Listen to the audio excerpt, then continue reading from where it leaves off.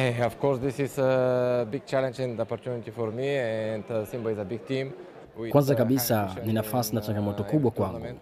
Simba ni timu So kubwa yenye matarajio ya kufanya vizuri we kwenye know kila that michuano. it will be not easy, Hakika sio rahisi kuwa and there is hapa. no any Pia time hakuna because muda, maana next mchezo official match ujao wa after just kimashindano 10 ni siku days. 10 tu zijazo. But Nimejaribu kuichukua hii I nafasi decided ili pia nijaribu to take kuisaidia this timu, chance and na natumaini try haituhitaji muda to mwingi help sana team, kuzoeana and na kuizoea I ligi hope hii, that na bila shaka we kila will not kitu kitakuwa sawa. need too long time to adapt Haikuwa rahisi kwa kuwa ourselves nilikuwa kwenye mkataba to na this timu league zote and to this zilipaswa situation, kuthibitisha and nyaraka ili I niweze think kuja that hapa.